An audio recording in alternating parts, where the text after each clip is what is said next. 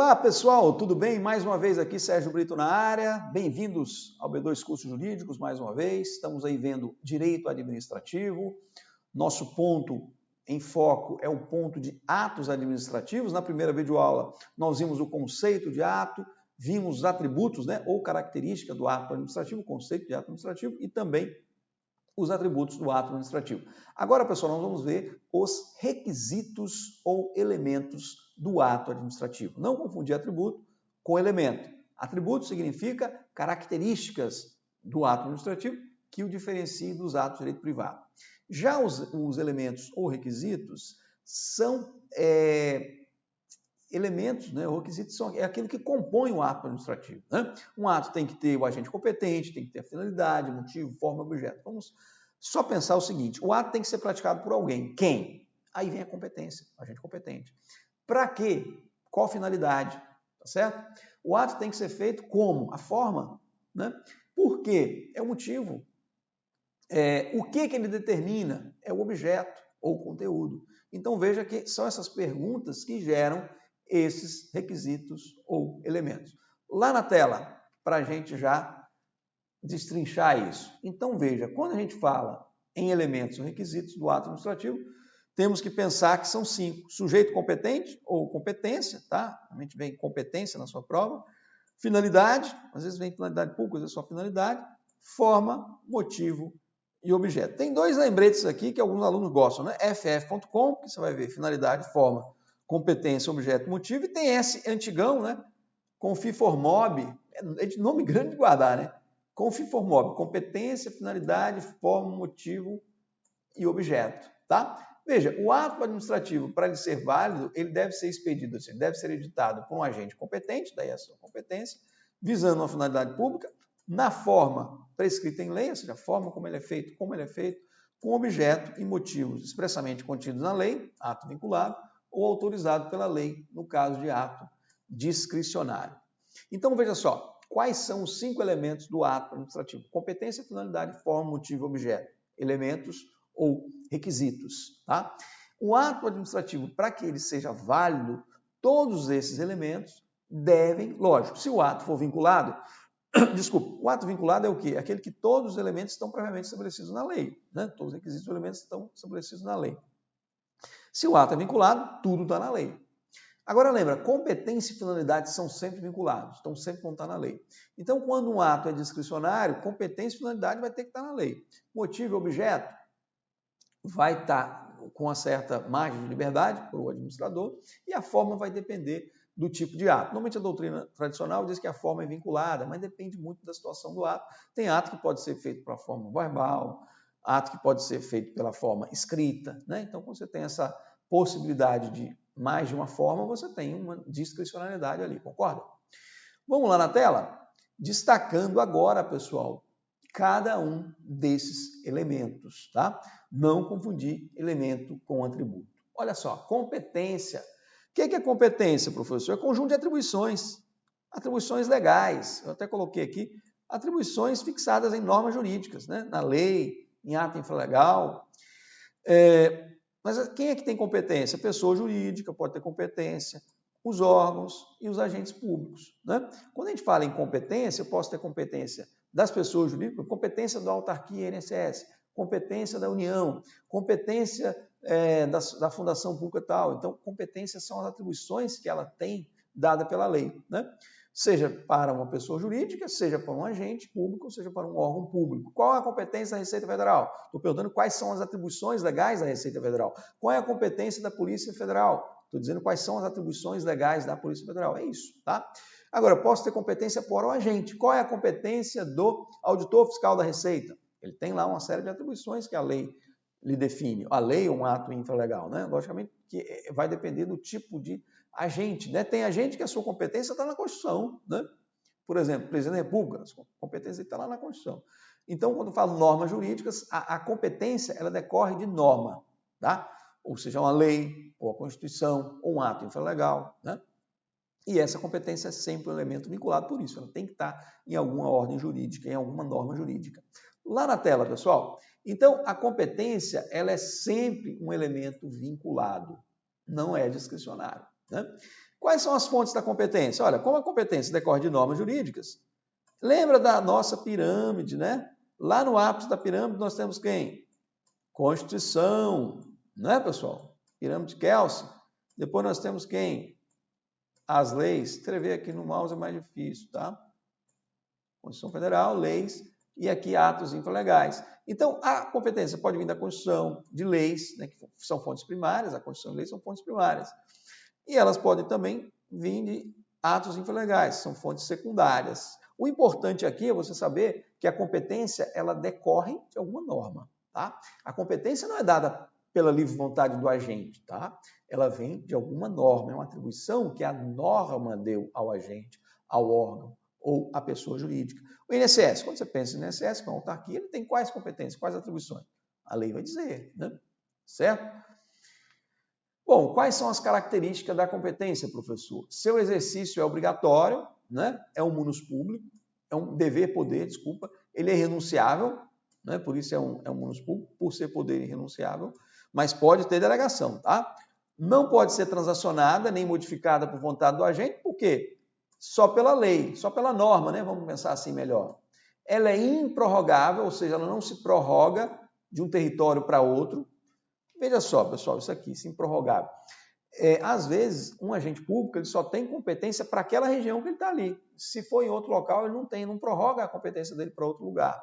Então, a competência é improrrogável, ela é imprescritível, ela nunca prescreve, ela é irrenunciável. Tem um colega uma vez, tudo que tiver aí para a competência, eu marco, professor, como certa, lá o cara perguntou. Não, tem algumas coisas que não. Ela é delegável, ela não é indelegável, tá certo? Mas ela é intransacionável, ela não pode ser transacionada, porque ela decorre da lei, ela não pode ser modificada pela vontade do agente, ela não decorre da vontade do agente, ela é imprescritível, ou seja, nunca prescreve, mesmo que o agente não exerça, ela não prescreve. Ele não pode renunciar, por isso que ela é irrenunciável, mas ela pode ser delegada, que nós já vimos isso.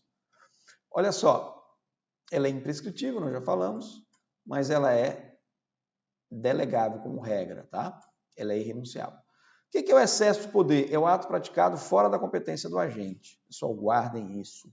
Ato praticado fora da competência, que exorbitou a competência do agente. Ele extrapolou a atribuição que ele tinha na lei. Nós estamos ali diante de um excesso de poder que não se confunde com desvio de poder. Desvio de poder ou desvio de finalidade, o nome já está dizendo, vai atingir o elemento finalidade. Excesso de poder vai violar o elemento competência. Não vamos errar isso na prova. Porque tanto o excesso de poder como o desvio de poder se enquadram no conceito de abuso de poder, que é o gênero que comporta duas espécies, o excesso de poder e o desvio de poder. Beleza? Então, excesso de poder é um ato praticado fora da competência. O agente extrapola os limites, né? Como se a competência dele estivesse aqui dentro dessa esfera, desse círculo, né? Não é tridimensional, e ele atuar fora desse círculo, então ele está cometendo excesso de poder, tá? Já vamos passar adiante. Delegação. Pessoal, nós vimos delegação, lembra? Delegação é uma decorrência lá do poder hierárquico, não poder hierárquico, né? No nosso assunto anterior. A delegação, via de regra, é possível, mas a lei veda em 3 situações que caem muito em prova. Não vamos olhar a tela agora. Quais são essas 3? Lembra? Edição de atos de caráter normativo, competência exclusiva, né, que só aquele agente que pode, e a decisão de recurso administrativo. Tá? Vamos lá na tela agora. Veja, pessoal, como regra, é admitida a delegação. Porém, a lei veda a delegação para edição de atos de caráter normativo, recursos, decisão de recursos administrativos, não pode. Se uma autoridade tem competência para decidir recurso administrativo, ela não pode delegar isso para o subordinado e nem para quem está na lateral ali, né? Lembrar da competência vertical e horizontal, né? E a competência exclusiva também não pode ser delegada. Pessoal, eu não vou entrar muito mais em delegação, remeto lá para aquele próximo, né? Se você está em dúvida, né? Lembre-se que a delegação, via de regra, é possível. Nessas 3 hipóteses, que caem bastante em prova, né? Delegar é transferir o exercício da competência para um outro agente, para um outro órgão, seja ele subordinado ou não. Lembra que nós vimos a delegação vertical e a delegação horizontal, tá? Se tiver alguma dúvida, volta lá para a matéria de poder hierárquico. Mas o importante agora no ato é só isso mesmo, ter a noção que é possível delegação, em quais casos que ela não é possível. Vamos ver a avocação agora, que nós também já falamos. A avocação ela é possível, né, em caráter excepcional, ela não pode ser a regra, ela é uma exceção. Por motivos relevantes, devidamente justificados, desde que temporária, né? Ela não pode ser permanente, não pode ser definitiva a avocação. Vamos ler agora, pessoal, alguns artigos da Lei 9784/99 sobre competência que costumam aparecer nas suas provas, tá? Então, nós vamos ler alguns artigos, o 11, o 14, vamos lá na tela para a gente dar uma lida. Olha só, o que diz o artigo 11 da Lei 9784/99? A competência ela é irrenunciável, né? Lembra disso? Nós já falamos. E se exerce pelos órgãos administrativos a que foi atribuída como própria, ou seja, aquele órgão que recebeu aquela atribuição como própria, ele que vai exercer. Salvo os casos de delegação e avocação, que serão outros órgãos, né, que vão exercer essa competência, né, legalmente admitidos. Pessoal, só um detalhe, lembra que na avocação, o agente superior mata no peito e chama para si aquela responsabilidade e realiza o ato, não é isso? A avocação é quando a pesca, né? Lembra da pesca? O sinalzinho? O superior puxa a competência para ele, que seria a competência do subordinado, e ele chama para si e resolve o problema, e resolve o ato, pratica o ato. Tá? Então, a não ser no caso de delegação ou avocação, quem é que vai realizar o ato? É aquele que tem a competência originalmente atribuída pela norma. Tá? Então, quando se delega ou se avoca, quem está praticando o ato é uma outra pessoa, um outro órgão, né? E não aquele que originalmente recebeu a atribuição, tá? Muito cuidado com isso. Vamos lá para a tela. O artigo 14 também é importante dessa lei. O ato de delegação e sua revogação deverão ser publicados no meio oficial. Lógico, porque o ato de delegação ou a sua revogação, pode ser revogar a delegação, né? Nós vamos ver quem revoga, é a própria autoridade que delegou, né? Quem delega é a autoridade delegante, quem recebe a delegação é a autoridade delegada, né? O delegante é quem delega, o delegado é quem recebe a delegação. Então, a delegação tem que ser publicada no meio oficial, ou seja, para que tenha uma publicidade e para que as pessoas tenham conhecimento que aquele agente público, aquele órgão, está exercendo a competência que é de outro, mas ele recebeu a delegação desse que é originalmente competente, ok? Lá na tela, o ato de delegação, ele especificará o quê? As matérias. Quais matérias foram delegadas? Né? Os poderes transferidos, né? Os limites da atuação do delegado. O delegado é quem recebe, né, a delegação. A duração, que às vezes tem delegação que é assim, durante esse ano está delegado, durante um mês, durante um período X de dias. Né? Delegação pode ter um prazo de duração, ela não tem que ser para sempre. Né? Olha só, os objetivos, né, que se busca com a delegação, o recurso cabível, né, podendo conter ressalva do exercício de atribuição do delegado. Às vezes a delegação pode ser parcial, digamos, tem que ser uma competência parcial, mas ela delega com ressalvado tal ato, ele não pode praticar, entendeu? Fazendo alguma ressalva dos atos que não poderão ser praticados pelo delegado. Lá na tela, o ato de delegação, ele é revogável. Quem é que revoga, professor, o ato de delegação? Lógico, a autoridade delegante, né? É revogável a qualquer tempo pela autoridade delegante. Quem é a autoridade delegante? Aquela que delegou, né? Aquela que delegou. E delegada, aquela que recebeu. As decisões adotadas por delegação devem mencionar explicitamente esta qualidade. O que é isso, professor? O agente que assinou o ato, ele vai constar lá, atuando por delegação, conforme ato tal. Tem que constar no ato. E esse ato considera praticado por quem? No caso de uma delegação, você pensa, o ato vai ser praticado por quem? Né? Pelo delegado. Mas houve uma delegação. Então, quem é que é considerado como o agente praticante desse ato? Vamos colocar assim, praticante. Quem é que você acha? O delegante ou o delegado? O delegado, não é isso? Porque ele é que recebeu a delegação e ele está praticando. Então, o mandado de segurança, nós vimos isso também lá no Poderá. E o mandado de segurança vai ser impetrado contra quem? Se der bode, se der zebra, se der ruim, né? Contra o delegado, contra o agente delegado que praticou o ato, ok? E não contra o delegante. O delegante, ele delegou e quem vai praticar o ato é o delegado. Tá? Então, olha lá na tela. As decisões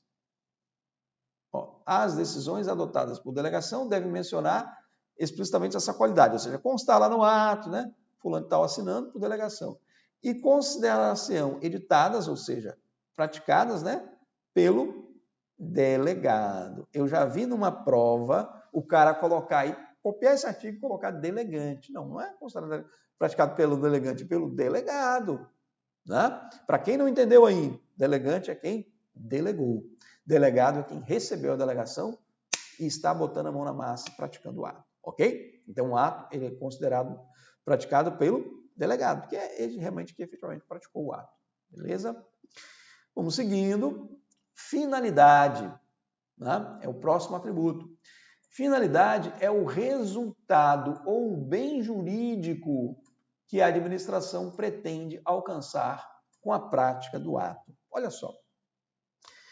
Nós vimos competência, agora estamos vendo o segundo elemento, o requisito, que é a finalidade. Quando se pratica um ato, a administração busca alguma coisa, não é isso? Busca algum resultado, busca algum bem jurídico. Então, essa busca do resultado do bem jurídico é justamente a finalidade pública, né? Então, guardem isso, o efeito jurídico, né, imediato do ato administrativo, nós vamos ver, é justamente a finalidade, tá? Nós vamos ver isso daqui a pouco. Que o objeto é o efeito jurídico imediato, tá? A finalidade é imediata, está mais longe. Vamos lá para a tela. Olha só, finalidade, pessoal, é para quê? Para que esse ato está sendo praticado? Né? É o para quê do ato. Não se confunde com o motivo. O motivo é o porquê do ato. O motivo é o porquê, nós vamos ver daqui a pouco. Nem com o conteúdo ou objeto, que é o que do ato administrado, tá? Então, não vamos confundir finalidade com motivo. O motivo é o porquê da prática daquele ato. O motivo, nós vamos ver, são as razões fáticas, né? É o fato mais o fundamento jurídico. A finalidade é o objetivo, é o resultado que se busca com a prática do ato. O motivo é o porquê, né? A finalidade é para quê? Para que o ato foi praticado. Por que o ato foi praticado é motivo. E o que o ato determina é objeto ou conteúdo. Certo, pessoal? Finalidade também é sempre um elemento vinculado, porque a administração só pode buscar aquela finalidade que seja na lei, né? O ato administrativo contém sempre a finalidade pública geral, que é justamente servir ao interesse da coletividade, interesse público, né?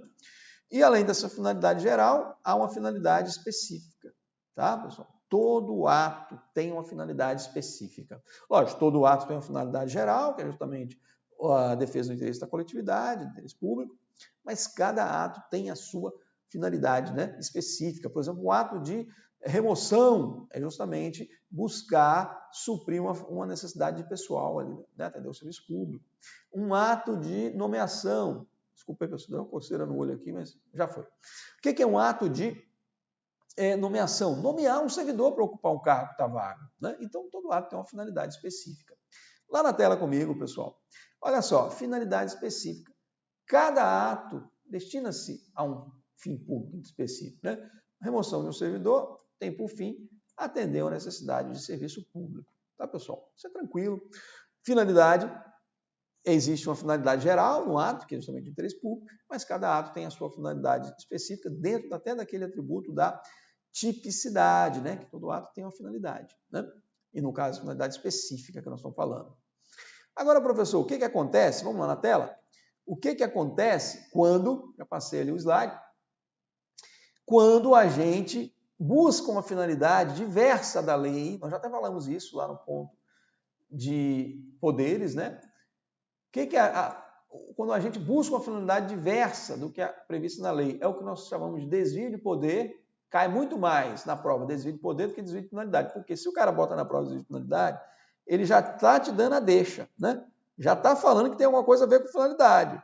Por isso que a palavra desvio de poder, a expressão cai mais, tá? É uma forma de abuso de poder em que o fim visado pelo administrador, ou seja, o resultado visado, não é um fim público, ou não é aquela finalidade específica prevista na lei. Leva, logicamente, à ilegalidade do ato, né? E a sua invalidação. Não se confunde com excesso de poder, porque o excesso de poder, nós temos o vício, o defeito, né? Viola a competência. Pessoal, quero falar isso aqui mais uma vez, por isso que eu terminei de falar o que estava lá no slide. Veja só. Vamos, por favor, guardar isso. Abuso de poder envolve duas espécies. Excesso de poder e desvio de poder. Lembrar que desvio de poder também tem outro nomezinho, que é o desvio de finalidade. Por que cai mais na prova o desvio de poder? Porque se ele coloca na prova o desvio de finalidade, já te dá Já estou dando a dica para você que ali a finalidade é que está sendo violada, né? Então, veja, no desvio de finalidade ou desvio de poder, o que ocorre, pessoal?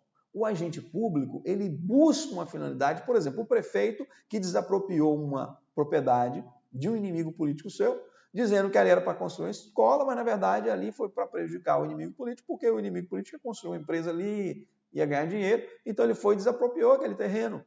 Por interesse público? Não, interesse particular, interesse dele, não tinha interesse público nenhum envolvido ali, nem construir escola nem nada. Ou então, quando um agente é removido de ofício, por exemplo, o cara é mandado lá para o interior como se fosse por uma questão de ideologia política. Ele não concorda, o chefe não concorda com a ideologia política do seu subordinado e remove ele para um lugar bem longe, para ele não ficar ali amolando ele. Ora, há um desvio de finalidade, há um desvio de poder, claro. Né? O ato foi praticado com a finalidade que não é pública, né? Que não é a finalidade específica que foi criado aquele ato. Então, tranquilo. O que é o excesso de poder? É quando um agente pratica um ato que não está na sua competência. Né? Por exemplo, na Polícia Militar, né, que tem lá a hierarquia. Imagine você se o soldado pratica um ato que seria da competência do sargento. Né? Ora, ele violou a competência, ele praticou um ato fora da sua competência, fora da sua atribuição. Excesso de poder. Excesso de poder, então, viola competência. Desvio de poder ou desvio de finalidade, é lógico, vai violar finalidade. Beleza? Então, pessoal, não tem como errar isso na prova. Isso cai muito em prova, você não vai errar isso. As duas são abuso de poder, tanto o excesso quanto o desvio. Tá? Desapropriação. Pode haver predestinação lícita. Isso aqui, olha só, interessante esse termo, viu? Exemplo. Não, vou falar aqui antes de você ler lá. Pessoal, o que é desapropriação? É quando o poder público chega num determinado local, desapropria um imóvel, né? Sei lá, pode ser um bem imóvel também, mas normalmente é um bem imóvel, seja para construir uma escola, para construir um hospital, para passar uma avenida, para passar uma rua, para duplicar uma rua. Então, são várias razões, né? Construir aeroporto, são vários os motivos que levam à desapropriação, tá? Várias finalidades, vamos pensar assim, né? Imagine você que foi desapropriado um terreno para construir uma escola pública. Depois eles olharam, poxa, já tem tanta escola naquele bairro, acho que não convém fazer mais uma escola ali. Agora ali está precisando de um hospital. Ao invés de construir a escola, foi desapropriado para construir a escola. Já foi indenizado, o cara já recebeu indenização, já desapropriou. E agora, ao invés de construir escola, vamos construir o hospital. Será que a gente chama de predestinação lícita? Porque predestinar é mudar a destinação. É mudar uma destinação diversa. Mas foi lícita porque ainda continua com uma finalidade pública. Estão percebendo? Então, se um terreno foi desapropriado para construir uma escola e agora a administração, ao invés de construir escola, constrói um hospital público, ali esse ato é válido, tá? Porque ali houve uma predestinação lícita. Isso já caiu em prova. Olha na tela. Exemplo, a desapropriação de um terreno para construir uma escola pública, mas se constrói um hospital público. Neste caso, não há desvio de finalidade e o ato, né, é válido. Faltou um ozinho aqui, tá? E o ato é válido. Pessoal, muito cuidado. Isso cai em prova. Questão do abuso de poder, desvio de poder, finalidade, tá? Até agora nós vimos competência, finalidade. Vamos avançar. Temos coisa para ver que só aqui, pessoal. Forma. Olha só, a forma. Forma é o revestimento externo do ato administrativo. Né? É o modo através do qual o ato administrativo se manifesta externamente. Né? É o modo como ele se exterioriza. Porque, veja, o ato está lá na cabeça do agente público, lógico, ele está ali respaldado pela lei e tal. Agora, ele precisa exteriorizar essa vontade. Não é isso? O ato não é uma vontade unilateral. Como é que ele vai exteriorizar essa vontade? Qual a forma? Como é que ele vai exteriorizar? Pode ser escrito. Alguns atos permitem a forma oral. Então, isso é que a forma é o modo como ele se exterioriza essa manifestação de vontade, que se consubstancia, né, que se realiza nesse ato administrativo. Lembra, o ato administrativo é um ato de manifestação unilateral de vontade da administração pública, que se dá, obviamente, ali por meio do agente público, né? Lembra? Teoria do órgão público, a imputação, né? Teoria do órgão vai imputar aquele ato à pessoa jurídica. Lá na tela. Normalmente, pessoal, a forma do ato ela é escrita, tá? Mas se admite, excepcionalmente, o ato administrativo oral, ordens dadas a um servidor, por exemplo, expressado por gesto também, né? Olha, aquele guarda de trânsito que está ali, né? Apitando, e pá, pá, vem, 2, 3, eu confesso que eu já não me lembro mais, né? 2 apitos, não sei o que, se é 1, se é não sei o que. Eu vou pela mão, o cara fazendo gesto e tal. Então, veja, esses gestos, né, também indicam o semáforo, é uma ordem da administração. Ó, aqui você para, vermelho, para. Vermelho, para.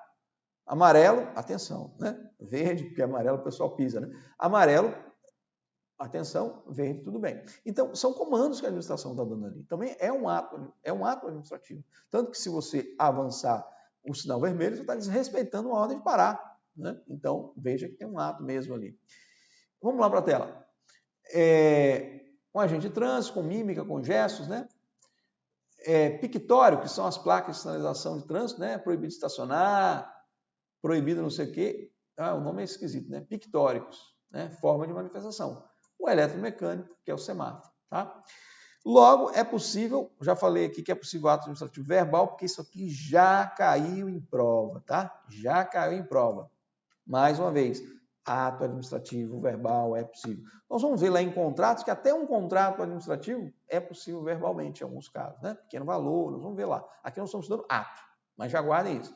Ato administrativo verbal pode ter e contrato também. Já guarda aqui que contrato também, em casos excepcionais, que nós vamos ver. Pessoal, e o silêncio? Quando a administração pública não fala nada, será que isso pode ser considerado uma manifestação de vontade da administração pública? No sentido de um ato? Pode, mas só quando a lei expressamente assim disser. Por quê? O silêncio da administração por si só, né? Nós, no nosso dia a dia, a gente tem aquele velho provérbio, né? Ditado, quem cala consente, quem cala consente. No caso da administração, não vale isso, tá? Só vai valer o silêncio, ou seja, se ela ficar calada, não ser nada, se a lei falar assim, se a administração pública não manifestar em tantos dias, considera-se deferido o seu pedido. Ou se a administração pública não manifestar em tantos anos, considera-se feito o ato. É o caso do lançamento, né? Um lançamento tributário conhecido como lançamento por homologação, que depois de 5 anos, se a administração não falar nada, considera que o lançamento está feito e acabou, morreu. Então, veja, o silêncio só pode significar manifestação de vontade, só pode indicar ato administrativo quando a lei expressamente prevê isso, tá? Muito cuidado, isso aparece em prova também. Olha lá.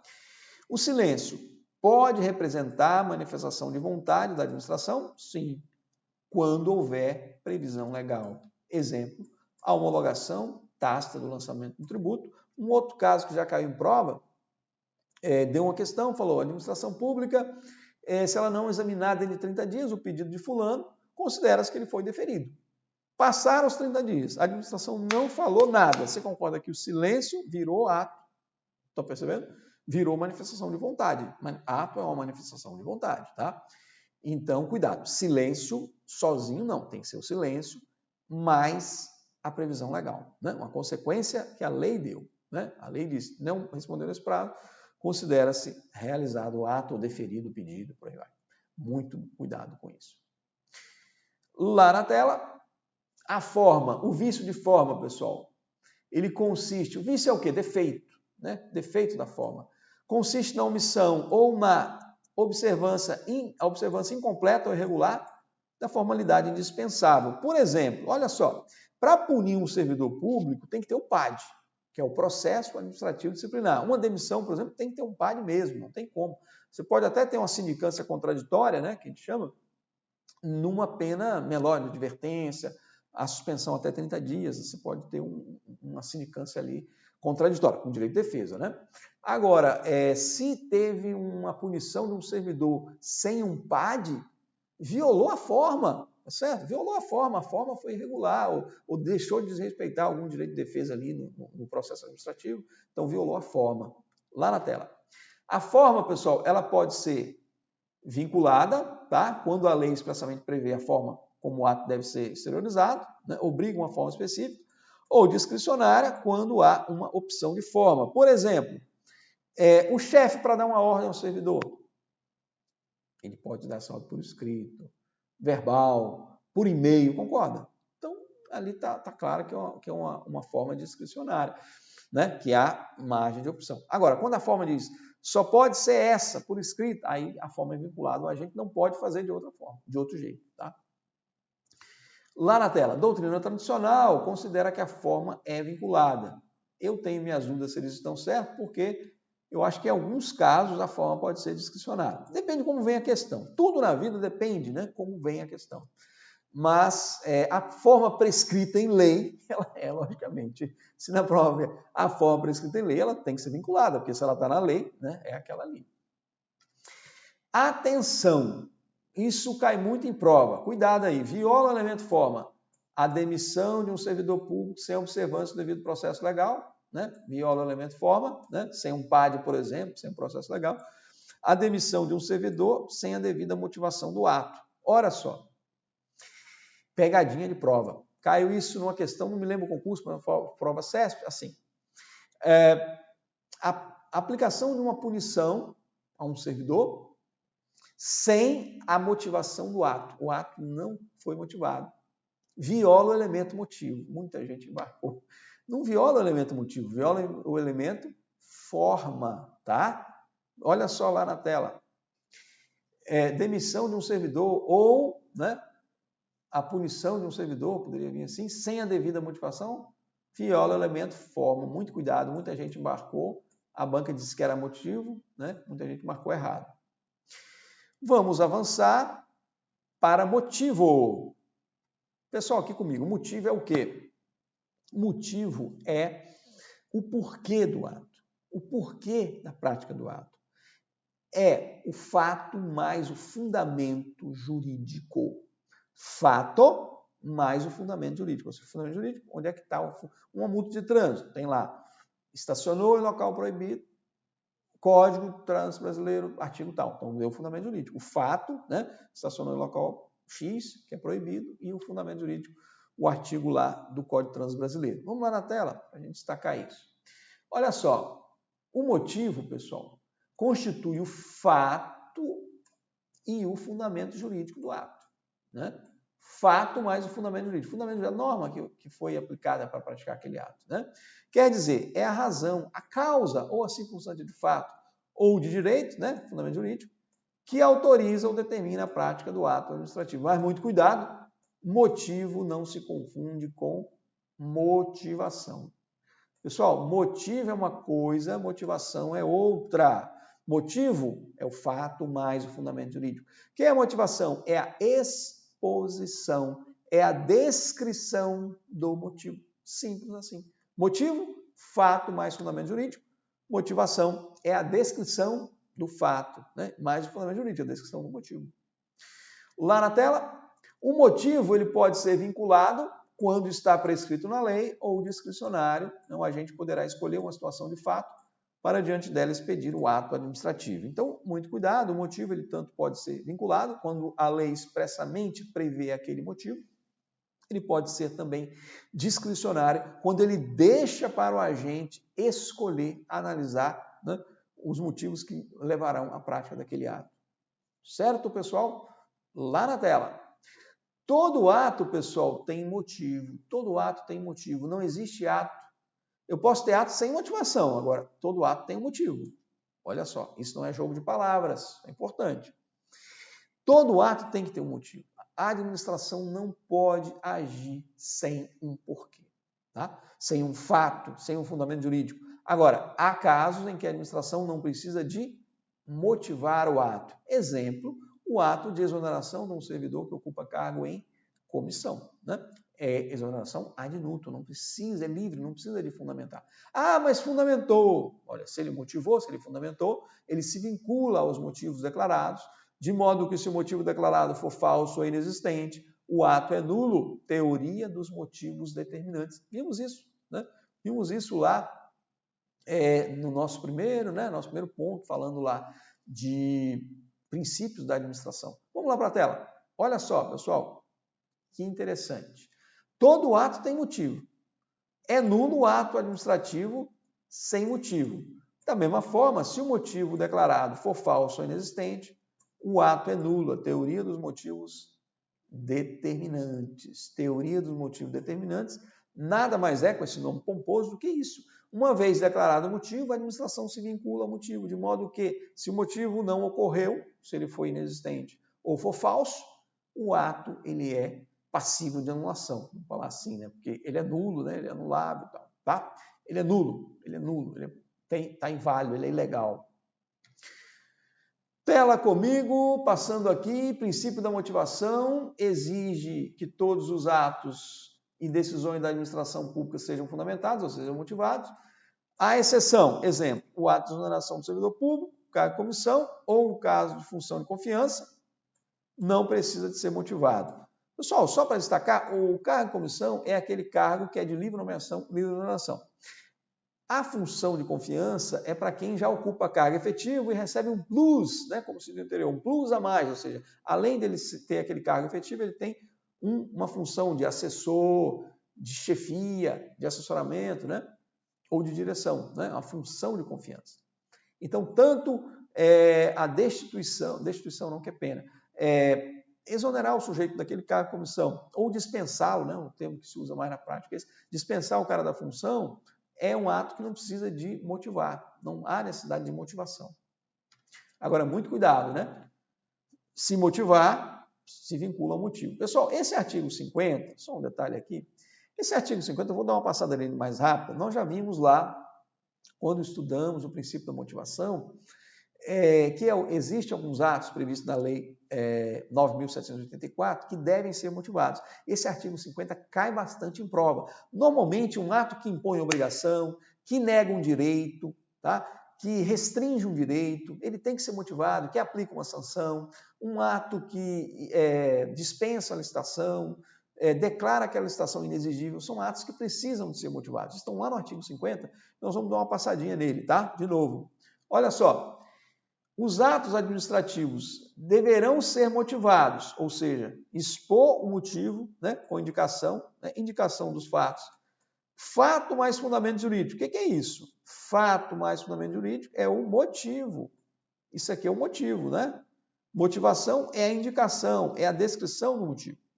Olha só, neguem, limitem ou afetem direitos ou interesses. Olha, o sujeito pede um direito e a administração nega. Tem que dizer o porquê que está negando.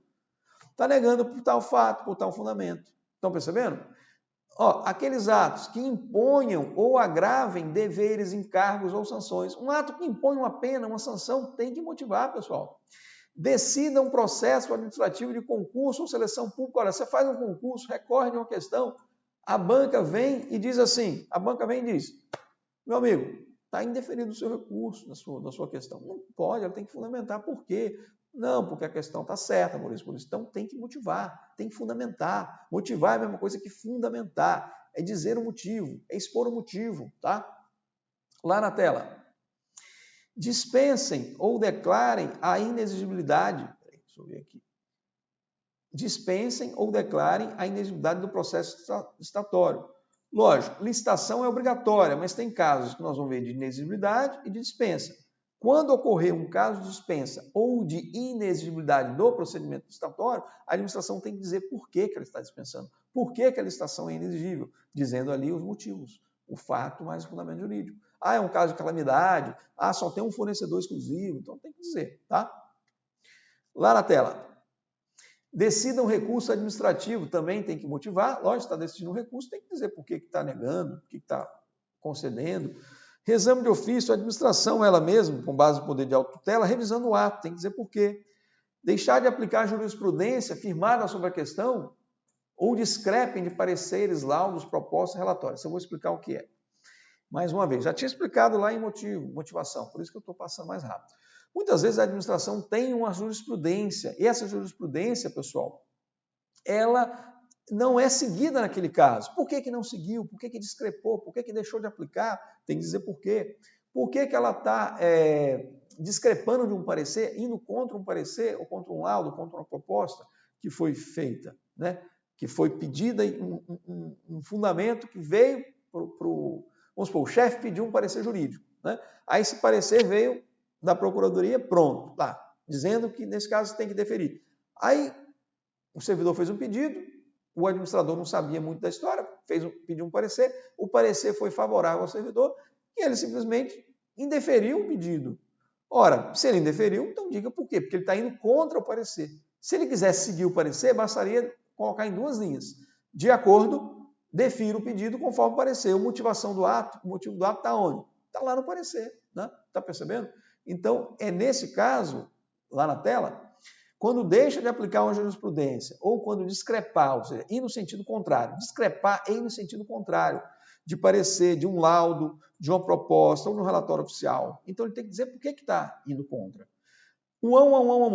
Quando importar anulação, revogação, suspensão ou convalidação de ato administrativo. Pessoal, isso aqui cai muito.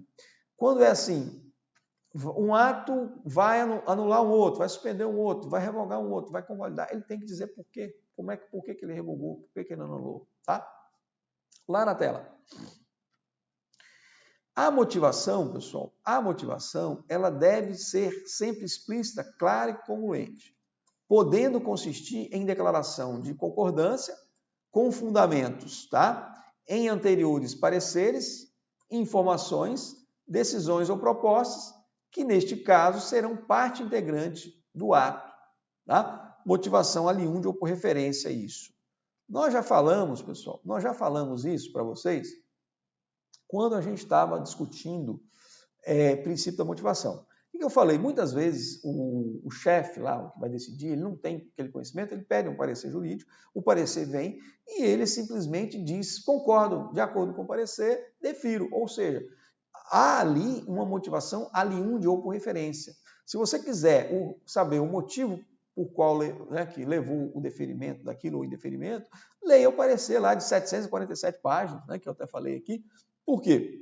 Não há necessidade dele repetir tudo aquilo no ato dele. Então, a motivação ela tem que ser explícita, clara e congruente, mas podendo constituir em concordância com anteriores pareceres, informações, decisões, ok? É o que aparece lá na tela, motivação por referência, o que aparece lá nesse slide número 24, certo?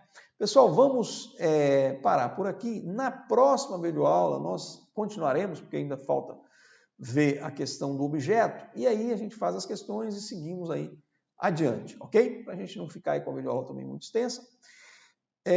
Continuaremos em seguida na próxima videoaula. Abraço a todos, fique com Deus, pessoal.